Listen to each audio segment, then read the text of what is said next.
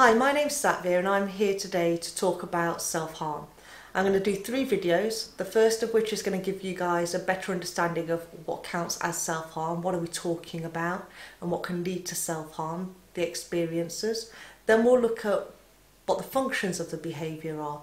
So if it's you who's self-harming, help you better understand what's behind your behaviour. If you're trying to support someone who's self-harming, help you understand why they're engaging in it.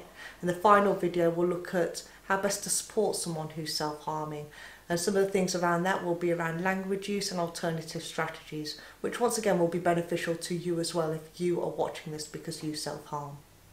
So a little bit about me. My name's Satveer. I've been delivering training now for about 14 years, and I got involved in self-harm awareness because I myself have self-harmed since I was 12 years old. So that's nearly 2/3 of my life. My story of self-harm entwined with academics has led me to developing a course which I deliver to professionals nationwide. I've delivered to every professional background, from teachers to paramedics to residential support workers, and also to parents. I also deliver in schools to young people as well. So what is self-harm? Self-harm can relate to a variety of behaviours. Initially, people will include things like drugs and alcohol and eating disorders, and sometimes even wider behaviours like taking risks, meeting people online, sexual risk-taking, criminal risk-taking, sabotaging relationships, not turning up at work, gambling, things like that. I'm actually not going to be talking about any of them because they fall under the definition of wider forms of self-harm. Now, that's not to say that these behaviours don't cause harm to the individual, because they will, either indirectly or directly.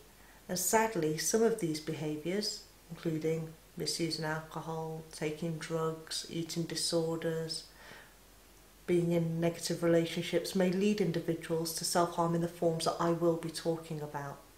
And also the triggers and functions of the behaviours can be the same, especially when we look at people who take drugs or drink alcohol or have got an eating disorder. You'll see that almost overlap between the forms of self-harm I'm talking about as well when we come to the functions and triggers. So what am I looking at?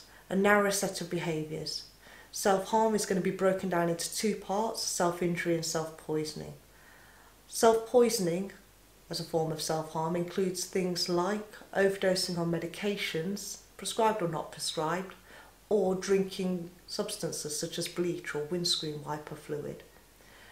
Now please remember, overdosing on tablets, that could be any tablet, and one more than the prescribed amount is technically an overdose. Because I think complacency is there sometimes. People will say things like, oh, it was just 2, it was just 3. It's one more than the prescribed amount. Then you've got self-injury, which includes things like cutting, burning, scratching, headbanging, hair pulling, picking, hitting yourself, punching walls, using objects to create bruising or break bones, and tying a ligature or inserting and swallowing foreign objects. Tying ligatures may be around a limb to constrict air supply or to constrict blood supply, and object insertion can be in any part of the body. And swallowing foreign objects, or what do people swallow and insert? Sadly, anything, from batteries to razor blades. So even though we've narrowed down the definition, it opens right back up again.